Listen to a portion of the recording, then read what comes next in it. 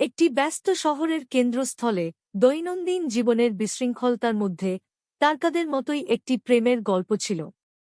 Sarah একজন উৎসাহী তরুণী ফটোগ্রাফার, শহুরে জঙ্গলের মধ্যে লুকিয়ে থাকা সৌন্দর্যকে ক্যাপচার করার জন্য সান্ত্বনা খুঁজে পেয়েছেন এবং স্বপ্নের ছবি এঁকেছে, তবুও তার হৃদয় আরও কিছুর জন্য আকুল ছিল।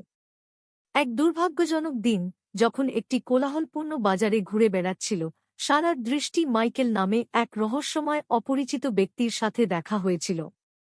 তার চোখে অজানা গোপন রহস্য ছিল, তবুও সারা তাদের মধ্যে একটি আত্মীয় আত্মা খুঁজে পেয়েছিল। তাদের ভালোবাসা একটি সূক্ষ্ম ফুলের মতো প্রস্ফুটিত হয়েছিল, প্রতিটি পাপ্পি তাদের স্নেহের গভীরতা প্রকাশ করতে উদ্ভাসিত হয়েছিল।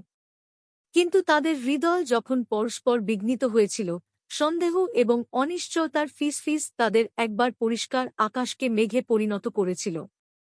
তাদের সর্বোত্তম প্রচেষ্টা সত্ত্বেও ভাগ্যের অন্যান্য পরিকল্পনা ছিল, দূরের তীরে প্রেমীদের আলাদা করে জোয়ারের মতো তাদের আলাদা করে নিয়ে যায়।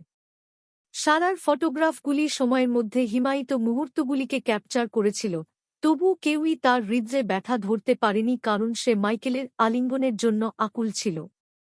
কিন্তু ঠিক যখন সমস্ত আশা হারিয়ে গেছে, নিয়তি হস্তক্ষেপ করেছিল, অলৌকিকতার একটি টেপেস্ট্রি বুনেছিল যা সারা এবং মাইকেলকে আবার একত্রিত করবে।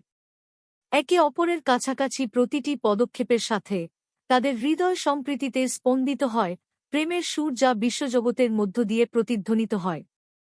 শেষ পর্যন্ত তারা যে পরীক্ষার মুখোমুখি হয়েছিল বা তারা যে চোখের জল ফেলেছিল তা তাদের ভালোবাসাকে সংজ্ঞায়িত করেছিল না, বরং আত্মার বন্ধুদের একত্রিত করার ভাগ্যের শক্তিতে অটল বিশ্বাস।